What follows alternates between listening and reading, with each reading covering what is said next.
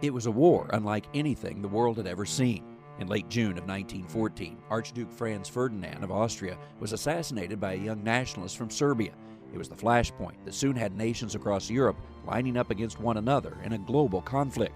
Along the front lines, both sides dug into trenches, where the enemy was from 200 yards to as close as 15 yards away. The conditions were miserable at best. In the lowlands, it was completely wet because they dug down and the bottoms of the trenches were completely flooded. That's when they came up with this idea of putting the boards in the bottom of the trenches, which they called duck boards, which I think is ironic because ducks would need them. Although the war quickly escalated with several countries and thousands of soldiers involved, most did not expect this to be a long war. In fact, it would really be just a weeks-long skirmish in their minds.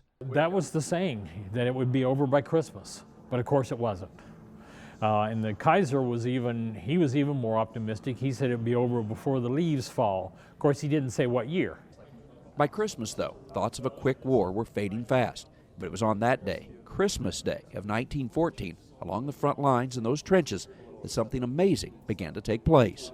The Belgians were in the trenches and in the support areas behind, and they started singing Christmas carols.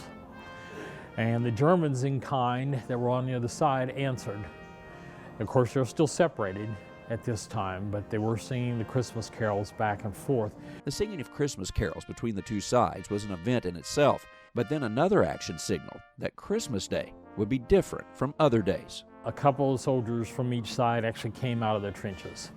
Now, they were either incredibly brave or incredibly stupid, but it did bring up the soldiers from the other side.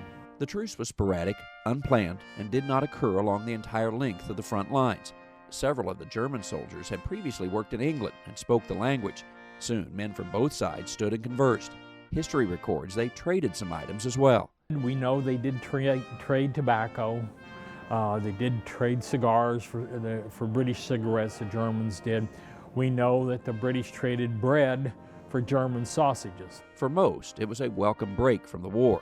For others, such a meeting between combatants, even on Christmas, was something that should never occur. It was not at all accepted by the officers. The higher command, now the field grade officers, they were part of it pretty much, but the higher echelons, which of course were never this close to the front, didn't like it. The peace along the front lines that December 25th was sporadic and short-lived, yet it was a time for soldiers to perhaps remember home, remember their families, and Christmas itself, a respite from a war that had engulfed the world.